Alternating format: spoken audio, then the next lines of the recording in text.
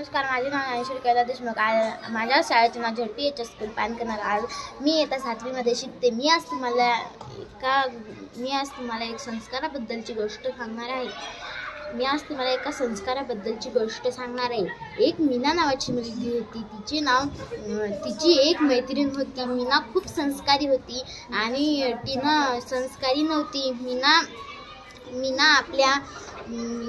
मीना आपला होमवर्क वेळेवर करायची आणि वेळेत शाळेत पोहोचायची.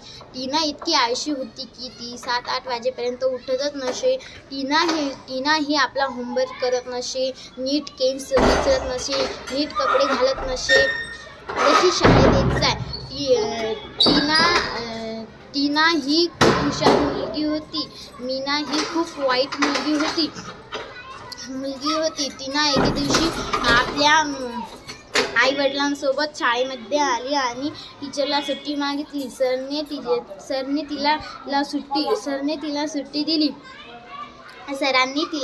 दिली आणि एके दिवशी मीना आपल्या आई वडिलांसंगे शाळेत आली. सरांनी तिला सुट्टी दिली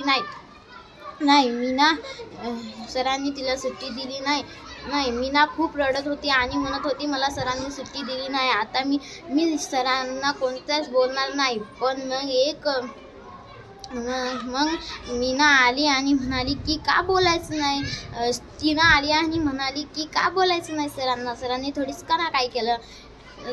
ती म्हणे की केलं सरांनी. मग ती म्हणाली की सरांनी मला सुट्टी दिली नाही म्हणून मला सरांचा राग आला. टीनाने मीनाला समजावून सांगितले. ती म्हणाली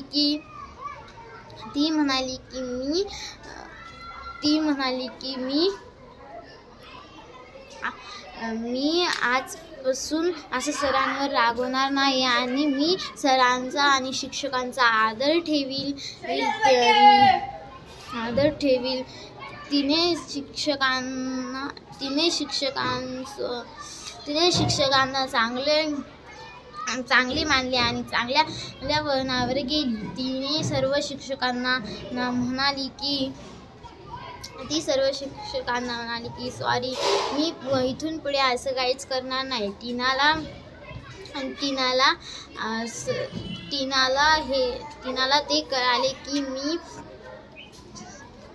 ते कळाले की मी आपल्या मैत्रिणीसंगेच अशी वाईट वागले.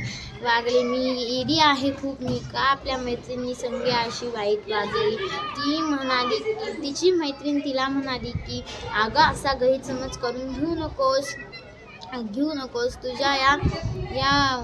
तुझ्या या वाईट सवयीने तू अभ्यासामध्ये आणि इतर सगळ्या गोष्टीमध्ये मागे पडत आहे. तिने तिला असे समजावून सांगितले. ती म्हणाली की आता मी माझ्या घरी जात आहे. तू माझ्या घरी अभ्यास करायला येशील का. ती म्हणे, हा, मी येईल तुझ्या घरी अभ्यास करायला. ती म्हणाली मग की मी तुझ्या घरी अभ्यास करायला येते. ती मीना टीनाच्या घरी अभ्यास करायला गेली. त्यानंतर थोडा पाऊस येत होता आणि ऊन सुद्धा थोडं पडलेलं होतं. त्यानंतर मीना म्हणाली, वाव, किती भारी पाणी पडत आहे. तर टीनाने मीनाला दाखवले की आकाशामध्ये इंद्रधनुष्य निघालेला आहे. मीना टीनाला म्हणाली, हो, किती छान आहे. आपल्या पुस्तकामध्ये पण ती कविता आहे ना. मग टीना म्हणाली की हो, आपल्या पुस्तकामध्ये पण ती कविता आहे. मीना म्हणाली की आपण आता अभ्यास करूया आणि मग त्या इंद्रधनुष्याला पाहूया. नंतर टीनाने आणि मीनाने अभ्यास पूर्ण केला आणि मग इंद्रधनुष्य पाहिला, खेळ खेळले, गाण्याच्या भेंड्या खेळल्या आणि मग त्यांच्या आई आणि पप्पा आले. मीना म्हणाली तिच्या आईला की आई, आज नाही का थोडा थोडा पाऊस येत होता आणि आकाशामध्ये खूप छान इंद्रधनुष्य निघाला होता. त्यानंतर तिची आई म्हणाली, वाव छान आहे, मग तुम्ही पाहिला का नाही? ती म्हणे, हो आई आम्ही पाहिला म्हणे, आमच्या पुस्तकामध्ये इंद्रधनुष्याची कविता सुद्धा आहे म्हणे. ती म्हणे बरं. मग तिच्या आईने स्वयंपाक केला. त्या दोघी टीनाची आई तिला बोलवायला आली. टीना म्हणाली, मला नाही यायचं, आज मी मीनाच्याच घरी जेवण करणार आहे. मग मीना आणि तिचे मीनाचे आई वडील आणि टीनाचे आई वडील सर्वजण मीनाच्या घरी जेवण करत होते.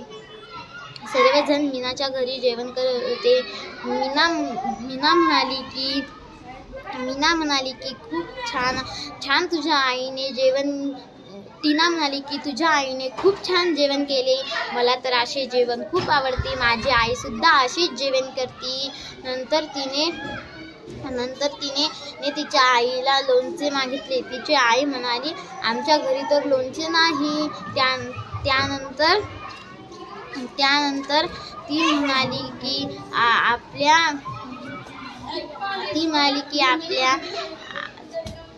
म्हणाली की आपल्या घरी तर लोणचे नाही.